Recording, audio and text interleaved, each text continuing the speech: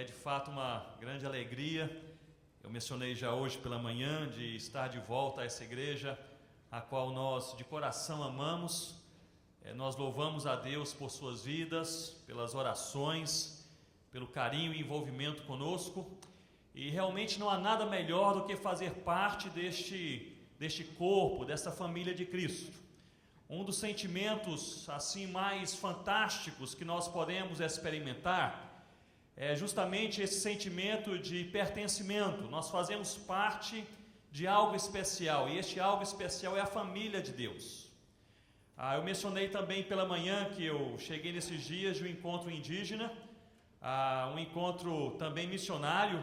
Havia ali mais de 1000 indígenas de 81 tribos diferentes, louvando o nome do Senhor Jesus, lá na Chapada dos Guimarães. Foi uma festa.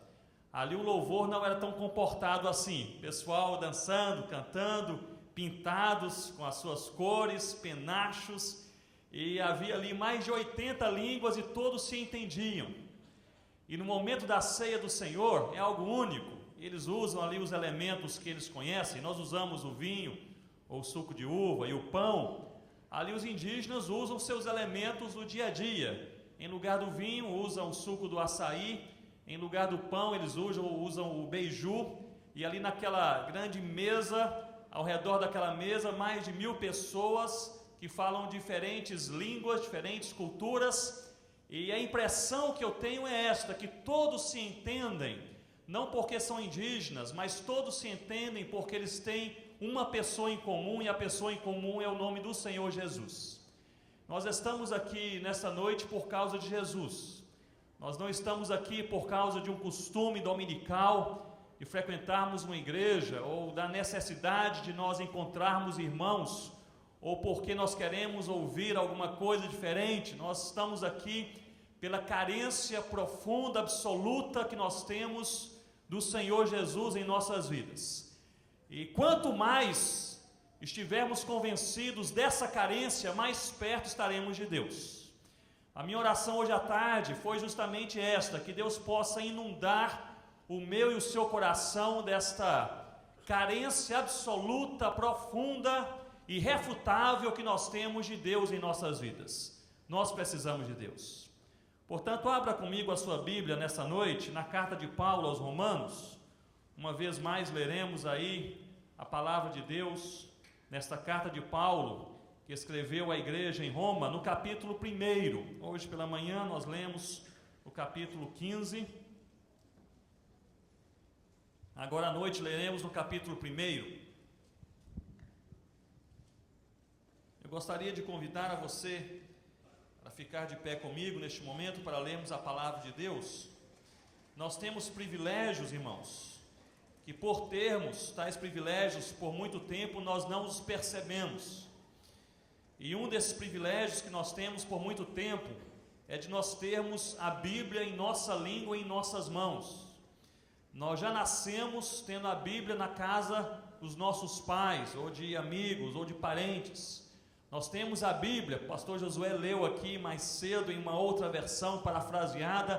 Temos a Bíblia em diversos formatos, versões e cores. Outro dia me disseram que eles lançaram a Bíblia da mulher. E eu não li porque é da mulher, mas lançaram a Bíblia da mulher. Então nós temos aí esse privilégio de termos a palavra de Deus em nossas mãos e em nossa língua. Privilégio este que nós nos esquecemos, muitas vezes porque já nos acostumamos com ele. Mas há muitos povos que não têm a palavra de Deus em sua língua, em seu idioma. Mais de 3.000 línguas que não têm João 3,16 em seu idioma. Nós trabalhamos na África durante cerca de 9 anos com a tribo Concomba, e eles falam diversas línguas, dentre elas a língua Limompelo, e no Limompelo eles não tinham nada da palavra de Deus. Traduzimos ali o Novo Testamento. Em 2004 nós fomos lá para a África entregar o Novo Testamento para a igreja Concomba, e foi uma festa. Mais de 1.200 concombas embaixo de algumas mangueiras, louvando o nome do Senhor Jesus. Nós estávamos ali com centenas de Novos Testamentos naquela língua, e ali eu perguntei aos pastores concombas: como vocês querem fazer a entrega da Bíblia eles falaram: nós vamos primeiro fazer um momento de louvor. O momento de louvor começou às 8h30 da manhã, umas 4 horas da tarde, não tinha encerrado ainda, era um momento de louvor, e todo mundo estava animado. Choveu 4 horas da tarde, o pessoal correu para casa, ali parou umas 7 horas da noite, todo mundo voltou para continuar o momento de louvor, e chegou a hora de nós entregarmos a Bíblia, e ali escolheram Mebá, primeiro convertido entre os concombas, para receber o primeiro exemplar do Novo Testamento na língua Limompelo. Mebá veio assim trêmulo à frente, um homem idoso, cheio do Espírito Santo, um homem simples, humilde, e nós oramos e entregamos o primeiro exemplar da Bíblia em Limompelo, ali nas mãos do Mebá. Meus irmãos, ele não sabia como segurar a Bíblia. Aquilo assim me emocionou, e também minha esposa Rossana, porque ele não sabia, ele segurou a Bíblia como quem segura assim um bebê recém-nascido, com aquele cuidado. E ele, depois de orar, ele não sabia como voltar para o seu lugar com a Bíblia nas mãos. Os diáconos, vendo ali o temor do presbítero Mebá, eles correram e ficaram ao seu redor, colocaram as mãos por baixo das suas mãos, como quem diz: não se preocupe, porque se cair nós seguramos. E eles começaram a voltar em grupo, levando a Bíblia para o lugar onde o presbítero Mebá estava antes sentado. A Rossana, vendo aquele quadro, ela sussurrou em meu ouvido, dizendo assim: querido, eles recebem a Bíblia como quem recebe uma barra de ouro. E meus irmãos, isso aqui é muito mais precioso do que uma barra de ouro. É a palavra de Deus, é o consolo, é a exortação, é o encaminhamento de Deus aos nossos corações, vida, família, é a exposição dos nossos princípios, no que nos espera, daquilo que nós precisamos no mais escondido da nossa alma. Privilégio que nós temos, que muitos não têm, de ter a palavra de Deus em mais de uma versão, na nossa língua e em nossas mãos. Então, com esse sentimento de privilégio, vamos ler a palavra do Senhor. Carta de Paulo aos Romanos, capítulo 1, versículo 1, diz assim: Paulo, servo de Jesus Cristo, chamado para ser apóstolo e separado para o Evangelho de Deus, o qual foi por Deus outrora prometido por intermédio dos seus profetas nas sagradas Escrituras, e com respeito a seu filho, o qual segundo a carne veio da descendência de Davi, e foi designado Filho de Deus com poder, segundo o Espírito de santidade, pela ressurreição dos mortos, a saber, quem, irmãos? Jesus Cristo, nosso Senhor, por intermédio de quem viemos a receber graça e apostolado por amor do seu nome, para a obediência por fé entre todos os gentios, de cujo número sois também vós chamados para serdes de Jesus Cristo, a todos os amados de Deus que estáis em Roma, chamados para serdes santos, graça a vós outros e paz da parte de Deus, nosso Pai, e do Senhor Jesus Cristo. Versículos agora 16 e 17, leiamos o 16 todos juntos. Pois não me envergonho, todos juntos? Pois não me envergonho do Evangelho, porque é o poder de Deus para a salvação de todo aquele que crê, primeiro do judeu e também do grego, visto que a justiça de Deus se revela no Evangelho, de fé em fé, como está escrito: o justo viverá por fé. Pois não me envergonho do Evangelho, porque este Evangelho é o poder de Deus, e é o poder de Deus para a salvação de todo aquele que crê.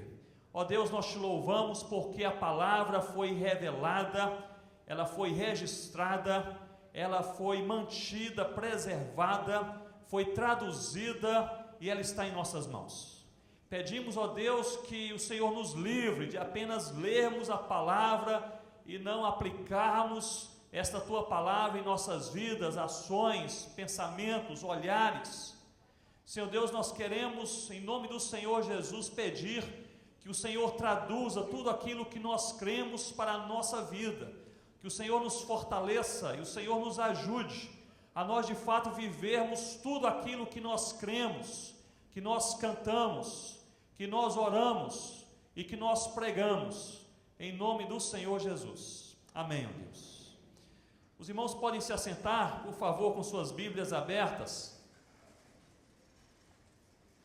Neste texto que nós lemos, Nós falamos hoje pela manhã que a carta de Paulo aos Romanos, ela foi escrita sobre 2 trilhos. O trilho da finalidade. E Paulo estava aqui lembrando a igreja em Roma, e lembra esta igreja, cada um de nós hoje à noite, que a finalidade da nossa existência é a glória de Deus.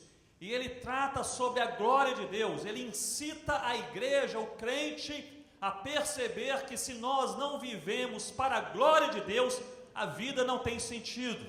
Então ele fala desta finalidade, mas não apenas da finalidade, ele fala também da prioridade. E a prioridade da igreja é anunciar a Cristo onde ele permanece ainda desconhecido. E com esta finalidade, essa prioridade em mãos, que nós lemos aqui esta carta. Logo na introdução, no capítulo 1, versículo 1, Paulo se apresenta de uma maneira assim interessantíssima. Ele diz no versículo 1, eu sou Paulo, eu sou o servo de Jesus Cristo.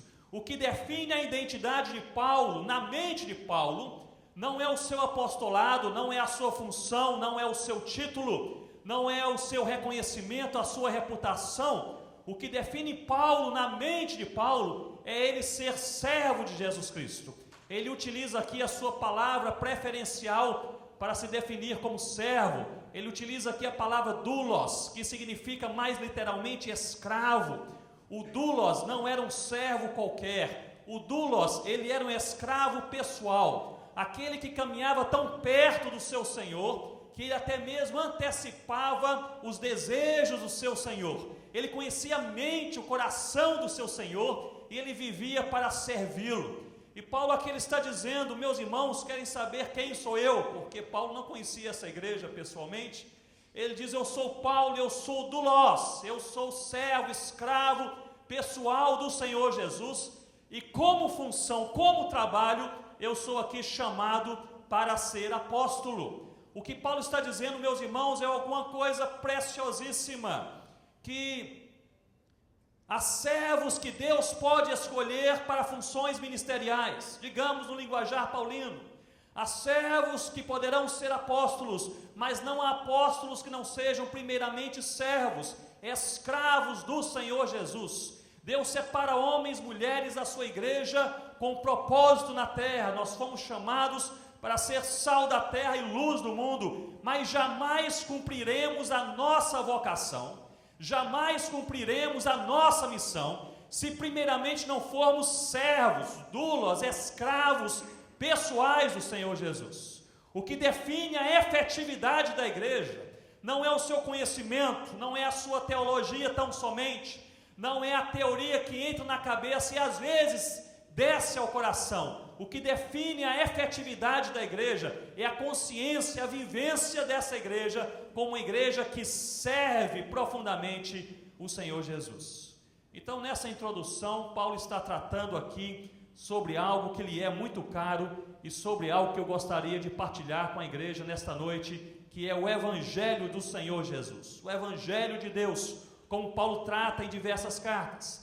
E ele fala aqui nesses primeiros versículos sobre o Evangelho, o seu conteúdo, o Evangelho, a relação da igreja e o Evangelho, o resultado deste Evangelho no mundo. O conteúdo do Evangelho, a relação do Evangelho com a igreja e o resultado do Evangelho no mundo. Um dos maiores problemas que eu vejo na igreja, não apenas brasileira, mas digamos na igreja mundial, em nossa geração, é a nossa má interpretação do que é Evangelho. Devido a este nosso pensamento reducionista, antropocêntrico, em que nós nos concentramos mais em nós mesmos do que no mundo, mais em nós mesmos do que em Deus, nós começamos a crer, isto já uns 30, 35 anos atrás, começamos a crer que nós somos o Evangelho. Porque notem bem, quando um crente, ele fala o Evangelho está entrando na Amazônia, o que ele tem em sua mente é que a igreja está entrando na Amazônia. Quando um líder, um pastor, ele diz que o Evangelho está sofrendo oposição na Índia, o que ele tem em mente, o que ele está pensando em falar, é que a igreja, os crentes estão sofrendo oposição na Índia. Isto porque, neste reducionismo, nessa má interpretação bíblica e teológica, nós começamos a pensar que nós somos o Evangelho. talvez pela igreja estar tão encantada com ela própria, com ela mesma, ela começa a se definir como o próprio evangelho. O que Paulo fala aqui a essa igreja em Roma, ele tenta aqui desmistificar esta ideia. Paulo está dizendo, em outras palavras, os apóstolos não são o evangelho, a igreja não é o evangelho, os pregadores não são o evangelho é outra coisa. Vejamos, irmãos, versículo 1, Paulo, servo de Jesus Cristo, chamado para ser apóstolo e separado para, o que, queridos? O evangelho de Deus. Então este é o tema de Paulo. Versículo 2, evangelho o qual foi por Deus outrora prometido por intermédio dos seus profetas nas sagradas escrituras. Ele está construindo a ideia, dizendo, irmãos, querem saber o que é o evangelho? Versículo 3, evangelho com respeito a seu filho, o qual segundo a carne veio da descendência de Davi e foi designado filho de Deus, com poder segundo o Espírito de santidade, pela ressurreição dos mortos, a saber, quem, irmãos? Jesus Cristo nosso Senhor. Paulo está dizendo aqui com todas as letras e com todas as cores, o evangelho não é a igreja, o evangelho é Jesus Cristo. Portanto, pregar o evangelho é pregar Jesus. Não se envergonhar do evangelho é não se envergonhar de Jesus. Se o evangelho é o poder de Deus, Jesus é o poder de Deus. Muitas vezes, meus irmãos, nós estamos pregando a nós mesmos, pensando que estamos evangelizando. Muitas vezes, crentes, famílias cristãs, missionárias, pastorais, igrejas, começam a proclamar a ética da igreja, a conduta da igreja, a programação da igreja, a vivência da igreja, pensando que com isso está evangelizando. Não está evangelizando. Paulo está falando de maneira claríssima, evangelizar é proclamar o evangelho, e o evangelho não é a igreja, o evangelho é Jesus. Portanto, compreender o evangelho é compreender Jesus, viver o evangelho é viver Jesus, e proclamar o evangelho é proclamar Jesus. Não há nenhum pecado em nós termos denominações com suas logomarcas, igrejas locais com seus nomes e endereços, pregadores com seus títulos. Não há nenhum pecado nisto, mas isso não é evangelização. Evangelizar é levantar bem alto essa bandeira e falar: só há um Senhor e Salvador em todo o universo, e o seu nome é Jesus Cristo.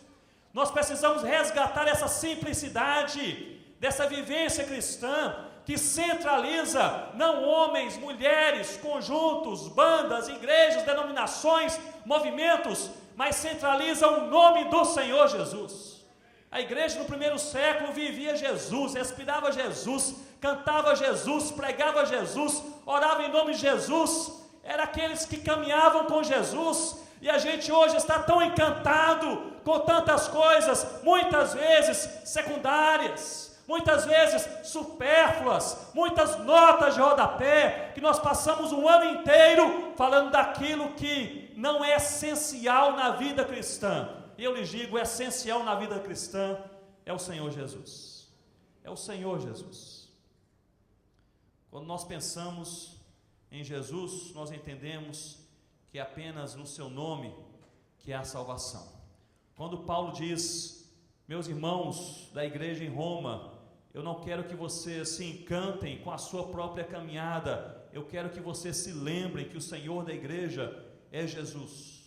Paulo está dizendo, meus irmãos, que o evangelho não é a mensagem da igreja para a salvação do mundo. Este é um outro erro teológico e vivencial que nós temos. O evangelho não é a mensagem da igreja para a salvação do mundo, o evangelho é a mensagem de Deus para a salvação da igreja. Nós precisamos do evangelho, nós não somos o evangelho.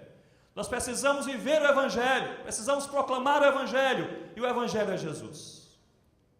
Uma das experiências mais marcantes que Rossana e eu tivemos na África, ela ocorreu logo no início do nosso ministério. Eu sei que alguns irmãos aqui já ouviram sobre isso. Nós tínhamos chegado na tribo dos Concombas, na etnia Concomba, nordeste de Gana, um local naquela época bem remoto. Chegamos lá em 93, mas outro dia um líder da igreja Concomba, lá na aldeia remota onde nós moramos durante quase 9 anos, Ele me liga, eu atendo o telefone lá em Manaus, eu pergunto: de onde você está ligando?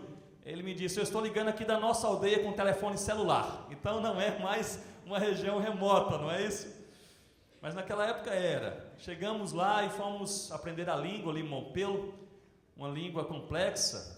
Aqueles que gostam de grego aqui sabem que o grego é uma língua complexa por causa também das preposições.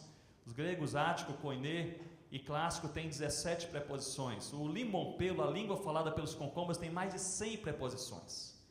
Para você pedir a Josué para me passar esse copo de água, se a água estiver mais perto de mim do que dele, é uma preposição. Se estiver mais perto dele do que de mim, é uma outra preposição. Se eu enxergar a água e ele não enxergar, é uma terceira preposição. É mais fácil você pegar a água do que pedir um copo de água. E nós fomos aprendendo aquela língua pela misericórdia de Deus, e depois de algum tempo começamos a pregar o Evangelho. E ali um grupinho pequeno, alguns irmãos se converteram, e eles sugeriram: vamos ter o primeiro culto aberto, nós queremos pregar o Evangelho para a aldeia toda. E nos animamos, convidamos ali todas as pessoas da aldeia que nós morávamos, a aldeia de Coni, e vieram mais de 400 concombas, se reuniram embaixo de umas mangueiras frondosas que nós tínhamos ali, ficaram sentados ali no chão, alegres, esperando para ouvirem o que nós iríamos falar. E eu me lembro que naquela aldeia havia, naquele momento, 2 feiticeiros. Eles eram muito influentes e eles eram muito antagônicos à pregação do Evangelho. E eles falaram, lá me chamam de Ucaljá, homem branco, Ucaljá. Eles falaram: Ucaljá, você não vai falar sobre Deus. Eu disse, eu vou falar porque o povo quer ouvir. Eles estão aqui sentados, vieram para ouvir, nós os convidamos. E aqueles 2 feiticeiros falaram: se você falar, nós vamos atrapalhar. E atrapalharam mesmo. Foi o sermão mais difícil que eu já preguei em minha vida. Já ouviram falar sobre público difícil? Vocês não têm ideia. Aqueles 2 feiticeiros ficaram atrás de mim, e tudo que eu falava, eles falavam o contrário. Eu dizia: Deus nos ama. Um gritava: não há Deus. Jesus quer nos salvar. E outro falava: não creia em Jesus. E para piorar a situação, o povo sentado ali à minha frente queria ouvir, e eles estavam atrapalhando, então eles gritavam, e o povo gritava de volta com eles: nós queremos ouvir, fiquem calados. E as crianças correndo ali. Meus irmãos, havia momentos naquela pregação que eu parava para saber se eu estava realmente falando a coisa certa. Eu estava ali até meio confuso. E depois daquela pregação, não sei se você que prega a palavra de Deus já teve esse sentimento ou pensamento alguma vez em sua vida, de ir para casa pensando o seguinte: olha, eu acho que ninguém entendeu nada. Foi assim que eu me senti no final daquela manhã. Eu acho que ninguém entendeu nada. E depois então de pregar durante uns 45 minutos, daquela oposição, daqueles 2 homens gritando, daquela balbúrdia do pessoal gritando com eles, eu disse: ninguém entendeu nada. Eu fiquei assim bem cabisbaixo, sentei ali em um cantinho. E o Mebá, que foi o primeiro que havia entregue a sua vida ao Senhor Jesus, ele muito animado com Deus, ele disse: Ucaljá, você se esqueceu de uma coisa, nós queremos orar com aqueles que se converteram ao Senhor Jesus hoje. Eu falei: Mebá, eu acho que esse pessoal não entendeu nada. Eu falei com o meu linguajar, o meu limon-pelo trôpego, esse pessoal gritando, o pessoal gritando de lá para cá, acho que não entenderam nada. Ele sorriu e disse: Deus nos surpreende, Deus nos surpreende. E ele se levantou e disse: nós queremos orar por aqueles que entregam a sua vida ao Senhor Jesus. Mais de 60 pessoas vieram à frente, manifestando ter entregue as suas vidas ao Senhor Jesus. E aquilo mexeu comigo. O Evangelho, Jesus. Mas o mais impressionante não foi isto. Enquanto nós estávamos orando com aquelas pessoas, eis que eu olho para a minha esquerda e vem em minha direção uma mulher se arrastando. Era uma mulher da tribo Xocose, nem era concomba, era outra etnia. Ela havia ouvido o Evangelho dias atrás, quando nós visitamos sua família. Aquela mulher tinha suas pernas mirradas devido à paralisia infantil. Logo cedinho, jamais andou. Ela usava apenas as palmas das suas mãos e antebraços para se arrastar ao redor da palhoça na qual ela morava, a mais de 5 quilômetros dali. Ela nos contou depois que naquela manhã ela acordou com um pensamento. Ela havia ouvido o Evangelho e ela acordou naquela manhã com um pensamento, e o pensamento foi este: eu preciso de Jesus. E naquela manhã ela pediu ao seu pai que pudesse trazê-la ao culto. Seu pai disse: eu não quero que você ouça mais aí esse Evangelho. Ela pediu aos seus irmãos, eles também se negaram. Aquela mulher não pensou 2 vezes, ela começou a se arrastar ali mais de 5 quilômetros de distância da sua palhoça, gastou a manhã inteira se arrastando para chegar embaixo da árvore onde nós estávamos ali reunidos, e por isso chegou no finalzinho daquele culto, no finalzinho daquele encontro. E eu me lembro bem que eu olhei para a minha esquerda, aquela mulher ali se arrastando ali no chão. Ela levantou o seu braço direito, chamando minha atenção, e ela perguntou: Ucadiá, será que há ainda tempo para que eu também entregue a minha vida ao Senhor Jesus? Ou será que eu cheguei tarde demais? Nós temos uma foto linda daquela mulher. As mulheres da igreja limpam aquela mulher, porque ela tinha mato no seu cabelo, porque ela passou se arrastando pelo meio do mato. Ela tinha lama no seu dorso, porque ela passou no meio do lamaçal. E ela tinha suas mãos e braços ensanguentados, porque ela se arrastou por cima de pedras. As mulheres daquela igreja limpam aquela senhora, e aquela senhora então cobre a sua face com as 2 mãos, e ali entrega a sua vida ao Senhor Jesus. E eu fui para casa naquele dia, naquela aldeia, pensando o seguinte: que poder é este, que faz uma mulher que nem é da tribo com a qual nós trabalhamos, que nem fala bem a língua com a qual nós estamos aqui lidando, a sair e se arrastar a manhã inteira, debaixo de zombaria, no meio do mato, por cima de pedras, no meio de lamaçal, a fim de entregar a sua vida ao Senhor Jesus. Que poder é este? Meus irmãos, Paulo está falando aqui, que poder é este? Não é o poder de nenhum pregador, não é eloquência nem retórica de nenhum comunicador, não é estratégia de nenhuma igreja, não é autoridade de nenhum homem, não é pensamento de nenhum teólogo, é o Senhor Jesus. Porque quando Jesus está presente, quando Jesus ele se entrelaça, quando Jesus ele abre o coração, coisas tremendas acontecem. A palavra de Deus nos diz: Jesus, o Evangelho, é o poder de Deus para a salvação de todo aquele que crê, de todo aquele que crê. O segredo de Jesus para a salvação de todo aquele que crê foi a sua morte 2000 anos atrás, pendurado naquele madeiro, seu sangue derramado. E Apocalipse capítulo 5 nos diz que pelo sangue derramado, sangue poderoso o suficiente para trazer para Deus homens que procedem de toda tribo, língua, povo e nação. Portanto, meus irmãos, o Evangelho é Jesus. Eu gostaria que nós saíssemos daqui com isso muito claro e gravado hoje à noite. Vamos falar juntos? O Evangelho é Jesus. Foi fraco, vamos lá? O Evangelho é Jesus. Paulo trata do conteúdo do Evangelho. O Evangelho é Jesus e não a igreja. Paulo trata também da relação da igreja com este Evangelho. E nós percebemos aqui, meus irmãos, capítulo 1, versículo 16. Capítulo 1, versículo 16. Paulo nos diz assim: pois não me envergonho do Evangelho. Quem é o Evangelho? É Jesus, porque ele é o poder de Deus para a salvação de todo aquele que crê. A relação da igreja com o Evangelho é uma relação não apenas de confiança, é uma relação não apenas de salvação, mas é uma relação em que não há vergonha, é uma relação em que o Evangelho não é escondido, é uma relação em que o Evangelho ele é proclamado. Em todo o Novo Testamento há 2 palavras, há outras, mas 2 palavras que andam de mãos dadas em todo o Novo Testamento, quando a palavra de Deus nos fala sobre este Evangelho. E a primeira palavra é a palavra querigma, que é uma palavra grega traduzida por pregação ou proclamação. E sempre que você encontra proclamação ou pregação, alguns versículos depois ou antes, você encontra uma outra palavra grega que é martíria, que é traduzida por testemunho. Essas palavras, elas andam de mãos dadas, elas andam na mesma trilha. Parece-me que o Espírito Santo queria comunicar à igreja que somos nós, que na visão de Cristo, nós devemos ser uma igreja querigmática, que prega o Evangelho, que fala o Evangelho, que proclama o Evangelho, que é o Senhor Jesus, mas também uma igreja martírica, que vive o Evangelho, que tem o caráter de Cristo, que tem o testemunho de Cristo, que tem a prática de Cristo em seu dia a dia. Parece-me que essa é a mistura perfeita na mente de Cristo para nós como igreja, uma igreja querigmática e uma igreja martírica, uma igreja proclamadora, mas uma igreja que vive, uma igreja que tem boa teologia, mas uma igreja que ora, uma igreja que proclama aos 4 ventos o Evangelho de Deus, mas uma igreja que tem vida piedosa nos pés do Senhor Jesus. Essa mistura é uma mistura santa, essa mistura é uma mistura bíblica. Deus nos chamou para nada menos do que nós sermos cada dia mais parecidos com o Senhor Jesus. Eu gostaria que você saísse daqui hoje à noite com isso claríssimo em sua mente e no seu coração.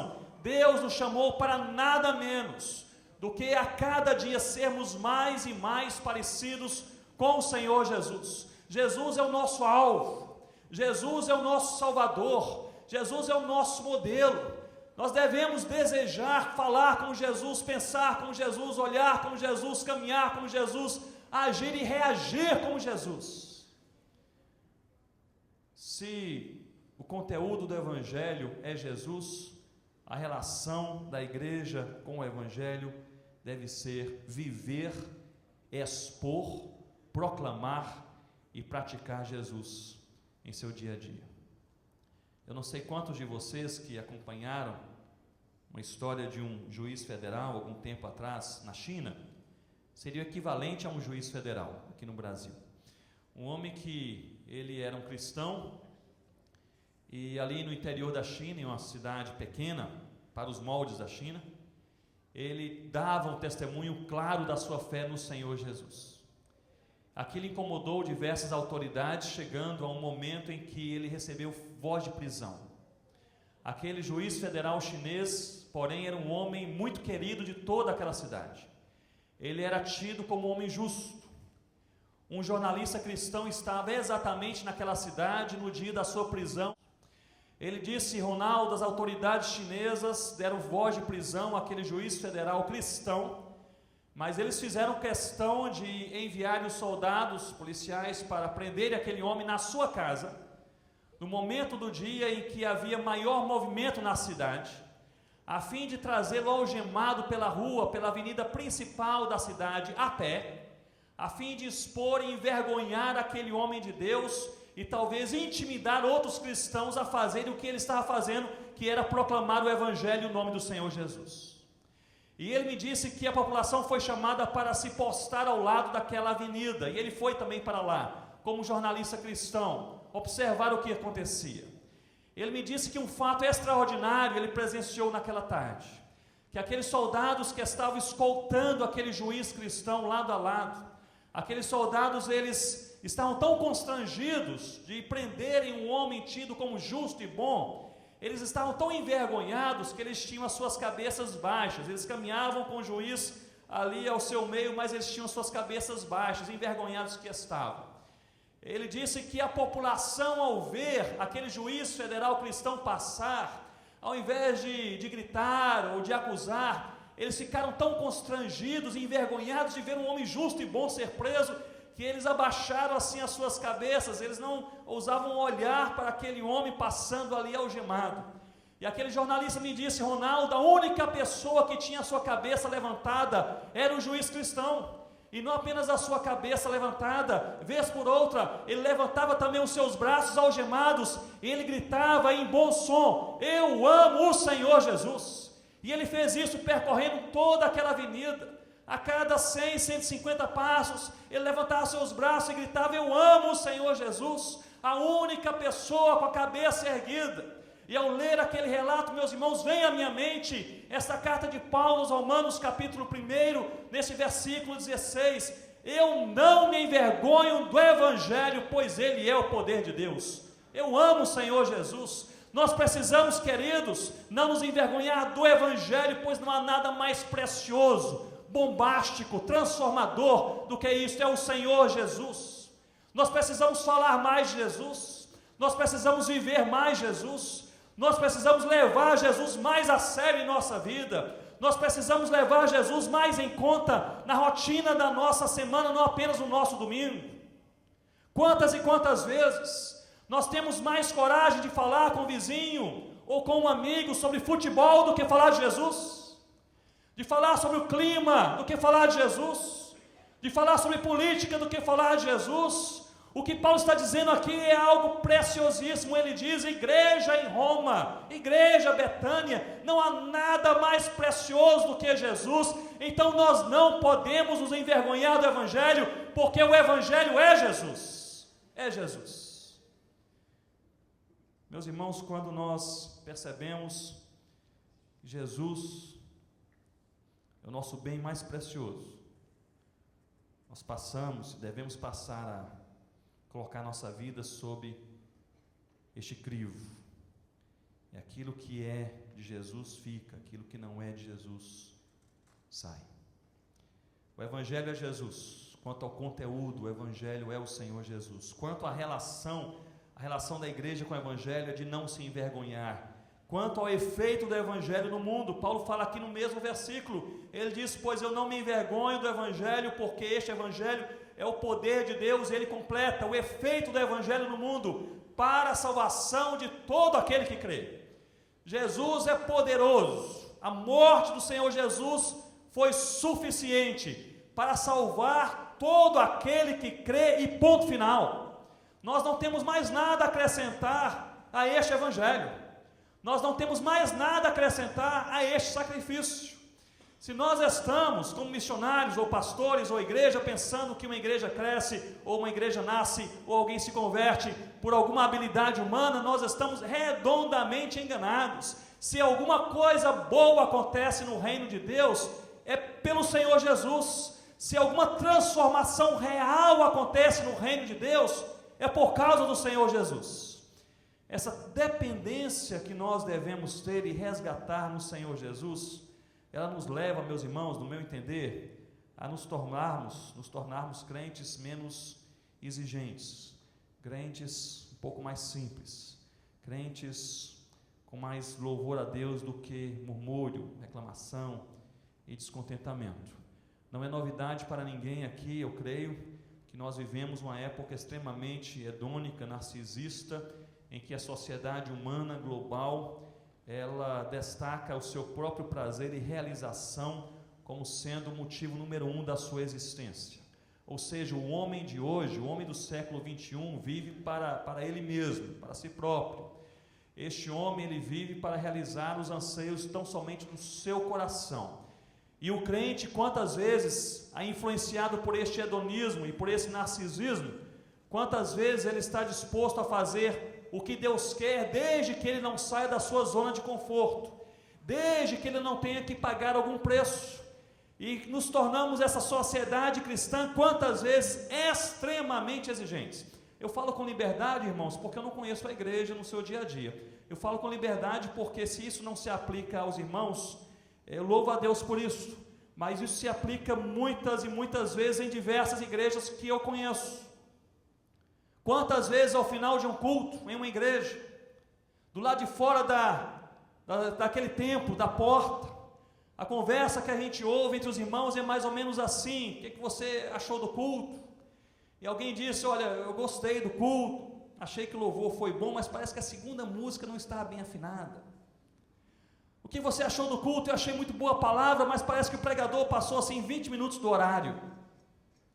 O que você achou do culto? Eu achei assim muito bom, mas parece que aquele aviso não foi bem enfatizado. Aliás, vou até chamar a atenção do pastor da minha igreja, porque se ele não melhorar naquele aviso, eu não volto à igreja. O que você achou do culto? Parece que aquelas crianças cantaram, mas faltava um cântico e assim por diante.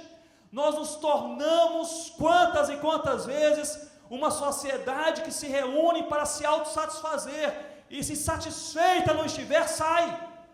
Meus irmãos, parece-me que a palavra de Deus nos ensina que igreja é outra coisa, não é isso. Igreja não é este clube de autossatisfação. Igreja é um local em que nós amamos tanto o Senhor Jesus, nós somos tão apaixonados pelo Senhor Jesus, que só estar na presença de Jesus é suficiente. Se vai cantar só música antiga, eu não quero nem saber, porque eu quero estar com Jesus. Se vai cantar apenas os cânticos novos, eu não quero nem saber, eu quero estar com os irmãos que amam o Senhor Jesus. Se vai reunir no templo novo, é com Jesus. Se é no estacionamento, é com Jesus. Se é lá no morro, é com Jesus. É com Jesus. Em Atos capítulo 2, nos diz que a igreja se reunia de casa em casa e no templo. Os judeus gostavam do templo, porque eram formais. Os gentios gostavam das casas, porque eram informais e não eram judeus. Mas diz que a igreja unânime, a igreja toda, quando era para ir para o templo, ia para o templo. Quando era para ir para casa, ia para casa. Sabe por quê, irmãos? porque o que os unia era maior do que o que os separava, era o Senhor Jesus. Senhor Jesus, nós precisamos resgatar essa comunhão que tem Jesus como centro. Toda comunhão em igreja que tem Jesus como centro se importa pouco com os detalhes, que apenas é estar com Jesus. E se estiver com Jesus, junto com o irmão, melhor ainda, estar com Jesus. Eu mencionei que lá no norte, eles têm esse ditado: eu não quero saber quem morreu, eu quero é chorar. Já ouviu esse ditado? Eu ouvi esse ditado lá no norte. É interessante, eu não quero saber quem morreu, eu quero é chorar. Eu acho que é esse sentimento que nós precisamos ter.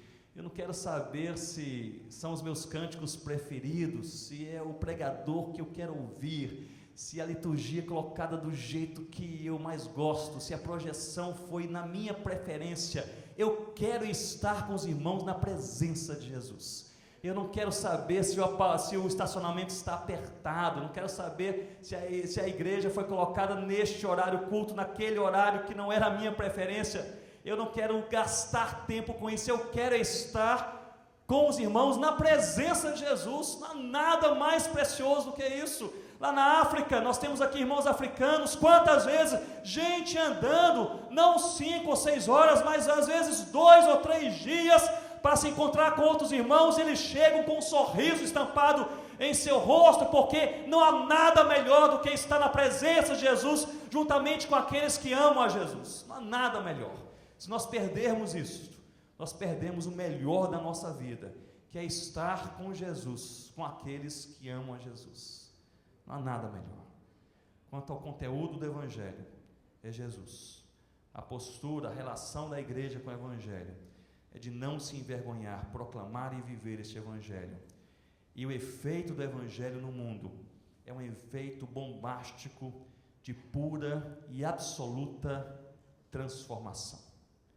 Meus irmãos, a minha oração hoje à tarde foi para que Deus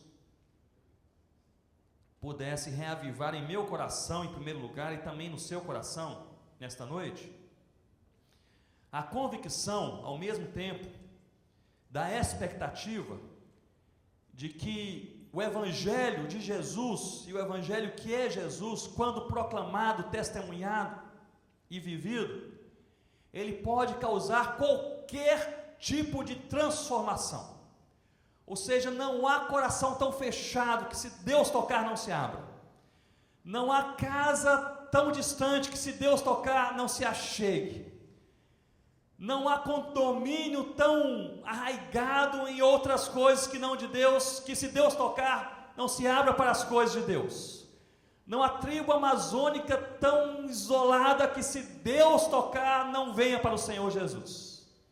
Não há nada que o Evangelho não possa fazer, não há nada que o Evangelho não possa transformar, porque o Evangelho é Jesus e faz parte da natureza do Evangelho transformar, salvar, cativar e trazer para Deus.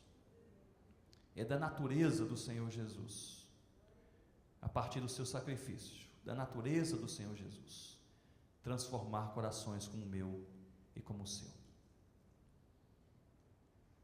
Gostaria de encerrar, meus irmãos,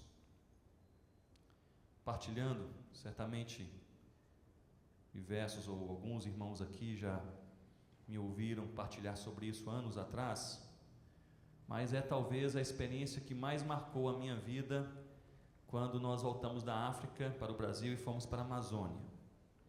Chegamos na Amazônia em 2001, juntamente com a minha família. Nós tínhamos a expectativa de começar uma equipe missionária e trabalhar com indígenas ainda não evangelizados, mas a primeira coisa a fazer é achar esses indígenas, não é? Se você quer trabalhar com, nós chamamos de tribos não alcançadas, então, primeiramente encontrar essas tribos. Eu havia ouvido sobre 3 tribos que não tinham ainda sido evangelizadas, eram as tribos dos Cambeba, Miranha e os Cocama, no centro do estado do Amazonas, uma região bem distante, bem remota. Saí de Manaus, peguei ali um avião, fui até Tefé, uma outra cidade no Amazonas. Ali eu contratei uma canoa motorizada, um bote motorizado, subi com o rapaz, o dono deste bote, o rio Solimões, depois do Japurá, durante 2 dias e meio, chegamos até uma região bem distante, no Alto Japurá, atrás dessas 3 tribos. E os ribeirinhos que estavam ali no Alto Japurá falaram: olha, nós ouvimos falar desse pessoal, mas eles não moram aqui na beira do rio, eles moram bem dentro da mata. Tem um riacho que nós chamamos lá de Igarapé, que vai até essa aldeia, mas nessa época o rio está abaixo, então não tem jeito de ir de canoa. Se vocês quiserem, vocês precisam ir caminhando. E eu disse: alguém conhece o caminho? Eles falaram: não tem trilha, não tem caminho, mas tem um caçador indígena aqui que caça nessas imediações. O cara fica 2, 3 semanas na mata, então conhece tudo ali. Eu fui atrás desse indígena. Esse indígena era um indígena assim, bem baixinho. Josué é bem mais alto que ele, porque você não é baixinho, não é isso? Ele era de fato baixinho, bem baixinho. E ele disse: olha, eu conheço os Cambeba, Miran e Cocama, eu já cacei nas imediações, nunca entrei nas aldeias, mas já cacei por lá, se você quiser eu posso te levar. Eu disse: quanto tempo para chegar até lá? Ele falou: olha, 4 dias para ir, 3 dias para voltar. Eu disse: estranho, né? 4 para ir, 3 para voltar. Por que 4 e 3? Ele falou que para ir a gente vai errando, para voltar a gente já sabe o caminho. Eu disse: tá bem. E contratei aquele indígena por um certo número de dias como meu guia, e nós entramos na mata. Foi minha primeira experiência na mata amazônica, primeira vez, encantado com a mata, não é? Aquelas árvores, raízes, etc. Tudo eu perguntava para o indígena: o que é isso, como se chama, etc. Depois de meia hora caminhando na mata, ele parou e disse: olha, eu me esqueci de falar com você, mas eu tenho um tabu que é da minha tribo, que é o seguinte: na mata a gente não conversa, silêncio absoluto. Irmão, 7 dias sem conversar com ninguém, tristeza. Eu me lembro que naquela noite nós chegamos, depois de você caminhar, das 6 da manhã até 5 horas da tarde, com a mochila nas costas, num local de mata, sem trilha, abrindo picada, você está exausto. Você não quer nem tomar banho. Tinha um igarapézinho ali, a gente só jogou uma água, um banho mal tomado, comeu alguma coisa, você queria deitar na rede para caminhar no dia seguinte. Atamos nossas redes ali, a árvore não faltava, não é? Eu te escolhi a árvore, eu quero essa. Aí então nós atamos as nossas, amarramos nossas redes, e ali eu pensei: vou dormir bem à noite para amanhã cedo estar pronto para seguir viagem. Mas o índio, meu guia, não me deixou dormir. A noite inteira ele levantava da rede, deitava na rede, acendia sua lanterna, apagava a lanterna, mexia na rede dele, mexia na minha rede. Aí quando foi já amanhecendo, eu rompi o pacto de silêncio. Eu falei: olha, não tem jeito, você não me deixa dormir, não vai ter jeito para a gente caminhar assim, se toda noite for desse jeito. O que é que está acontecendo? Ele disse: eu não queria te falar antes não, mas eu morro de medo de onça. É interessante que até então eu não havia pensado em onça. Aí eu pensei assim, a minha lógica foi essa: se esse índio, caçador, conhecedor da região, morre de medo de onça, eu acho que eu também preciso começar. A partir daquela noite eu comecei a ter medo de onça. E seguimos, 2º dia de viagem, 3º, 4º dia, GPS mostrando assim, a aldeia a 500 metros. Aí o coração bate forte, porque você não sabe como vai ser recebido. Entramos naquela aldeia e nós sabíamos que aquelas 3 tribos falavam a língua Nhigatu, que eu não falava, mas meu guia falava. Eu disse: lá dentro você vai me interpretar, vai ser o meu intérprete. Ele disse: tá bem. E quando nós entramos então na aldeia, havia um grupo de mais de 20 homens no meio da aldeia, limpando esse meio da aldeia, alguns tirando umas plantinhas, outros ali tirando mato, etc., mas limpando bem limpo o meio da aldeia. E eles olharam para nós, mas não se surpreenderam, continuaram trabalhando. Chamou minha atenção. E aí eu falei: olha, muito bem, estamos aqui, viemos aí para visitá-los. E meu intérprete traduziu, e eles nem pararam. Ah, tá bem, pode ficar aí à vontade, sente aí, etc., e trabalhando. E eu tentando puxar a conversa e eles trabalhando. E me aproximei com o meu intérprete, meu guia, e disse: o que vocês estão fazendo? Aí um deles parou e disse: nós estamos preparando, limpando aqui o centro da aldeia para o culto que nós teremos hoje à noite. Eu pensei: culto hoje à noite? Perguntei: vocês são crentes? E aí todos pararam e responderam: mas claro que nós somos crentes, graças a Deus. E você não é crente? Eu disse: não, eu sou crente também, mas não sabia que vocês eram. E 2 índios bem mais distantes, embaixo de uma árvore, me lembro como se fosse hoje, gritaram assim: aleluia! E eu pensei: esse pessoal é crente e é pentecostal. Mas vocês terão culto aqui hoje à noite? Quem são vocês? Nós somos os Cambeba. Mas e os Miran e Cocama, as outras 2 tribos? São nossos irmãos em Cristo, virão para o culto hoje à noite. Vai ser um louvorzão. Só falta o Josué Rodrigues, senão a gente... História que eu achei um CD dele numa tribo remota na Amazônia, fica para outra conferência missionária, viu? Eu perguntei: quem lhes trouxe o evangelho? Qual foi a missão? Eles falaram: o que é a missão? Nunca ouvimos falar. Mas qual foi o missionário que lhes trouxe o evangelho? Falar missionário, nunca passou ninguém aqui com esse nome. Mas quem foi que lhes falou de Jesus? Ah, pois não, foi um pescador ribeirinho, o seu João. Seu João mora logo ali embaixo. Aí eu desci, meus irmãos, meu coração apertou, porque eu vi onde seu João morava. Morava em um flutuante. Quem conhece o norte conhece aí os flutuantes, essas casinhas feitas sobre os troncos que flutuam. E sobre um riacho, nesse caso. Eu vi um casebre paupérrimo, 4 por 4 metros, um cômodo só, um quartinho. Paupérrimo, a madeira rota, a porta, aliás, a janela estava entreaberta. Eu olhei pela janela entreaberta, eu vi 4 redes velhas penduradas, uma cadeira quebrada e uma panela grande no canto. Em outro canto daquele quartinho, um homem sentado no chão com a Bíblia aberta e assim com o dedo sobre a Bíblia, aparentemente lendo com muita dificuldade. Era o seu João. Eu dei a volta naquele casebre, eu bati a porta, seu João, um homem assim de meia idade, com roupas simples, calça rasgada, pé no chão, ele abre a porta, toma um susto.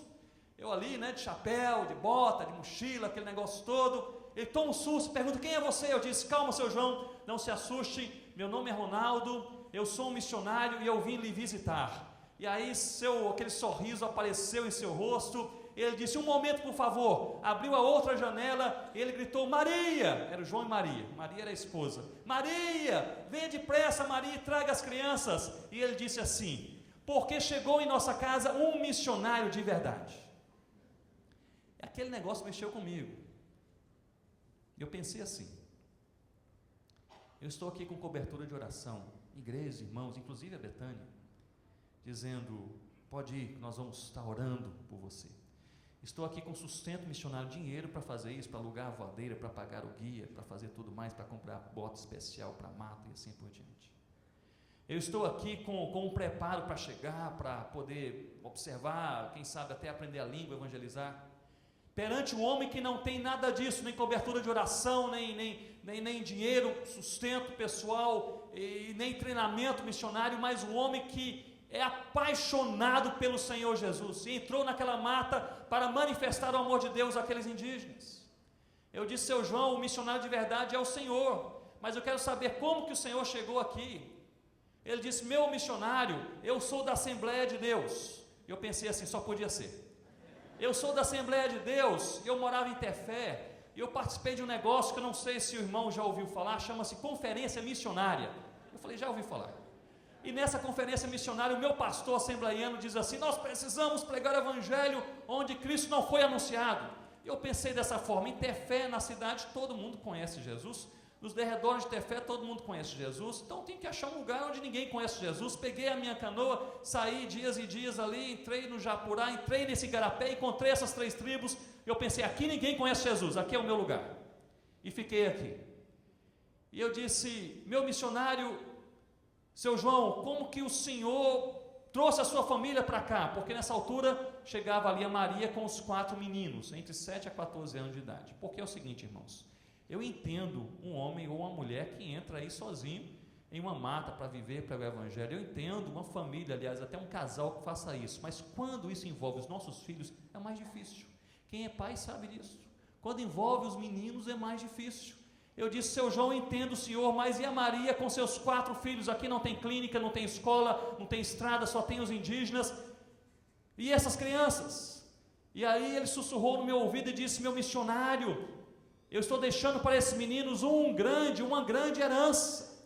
Eu olhei para aquele casebre caindo aos pedaços, para aquela canoa quase afundando, ali naquele igarapé, e eu pensei, só se ele escondeu o ouro lá na mata, porque a herança aqui... Não estou vendo, que herança é esta? Ele me puxou para um cantinho, ele era mais baixo assim, eu abaixei para ouvi-lo, ele sussurrou no meu ouvido e disse assim, estou deixando para esses meninos uma herança, porque eles viram o que Deus pode fazer e jamais se esquecerão disso. Eu nunca fui para a escola, dizia ele, eu aprendi a ler, lendo a Bíblia, é o único livro que já li até hoje. Mas Deus nos trouxe como família para este lugar. Eu aprendi esta língua, eu preguei o evangelho e plantei 6 igrejas para a glória de Deus, 2 na tribo Cambeba, 2 entre os Miranha e 2 entre os Cocama. Os meus filhos viram o que Deus pode fazer e jamais se esquecerão disso.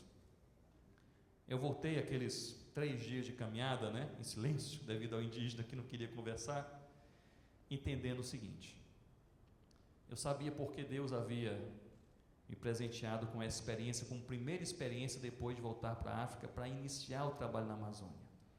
É para me lembrar de algo que eu precisava ser lembrado. Que, meus irmãos, se por um lado nada acontece sem Deus, por outro lado, qualquer coisa pode acontecer no poder de Deus. Se por um lado, sozinhos, nada podemos fazer, não podemos mudar nem o nosso coração, quanto mais o coração daquele que nós amamos. Por outro lado, em Deus qualquer coisa pode acontecer. O coração do pai, do filho, da esposa, do marido, do amigo, do inimigo pode ser mudado, e até o nosso coração pode ser convertido. Se sozinhos nós não conseguimos trazer a nossa vida aos pés do Senhor Jesus, em Deus, Deus pode derramar sobre a nossa vida avivamento e santidade e sede do Evangelho e alguma coisa nova que às vezes está faltando, esse desejo de nós vivermos Jesus, respirarmos Jesus, proclamarmos Jesus, caminharmos com Jesus, simplificarmos a nossa experiência cristã em Jesus. Se nós não conseguimos fazer, e não conseguimos mesmo, por outro lado, em Deus qualquer coisa boa e nova pode acontecer. O Evangelho é Jesus. A relação da igreja com o Evangelho é de não se envergonhar, mas proclamar e viver Jesus. E o efeito do Evangelho no mundo, na nossa vida, casa, família, igreja, é tremendamente transformador. Qualquer coisa boa e nova pode acontecer. Amém, queridos? Curva a sua cabeça. Vamos orar ao Senhor nessa noite.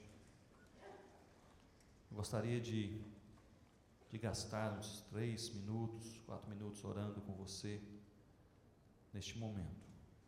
Nós já fizemos isso ontem à noite, já fizemos isso hoje pela manhã, mas gostaria de fazer novamente. Eu gostaria que nós pudéssemos orar pedindo a Deus, especialmente nós que sentimos que falta alguma coisa. Sabe aquele sentimento de que estou vivendo a minha vida, mas falta alguma coisa. Eu creio em Deus, mas falta alguma coisa. Eu sirvo a Cristo, mas falta alguma coisa. Esse sentimento é dado, via de regra, pelo Espírito Santo aos nossos corações. É um sentimento ao mesmo tempo poderoso e abençoador, porque quando estamos conscientes que falta alguma coisa, nós buscamos o que falta e Deus nos dá.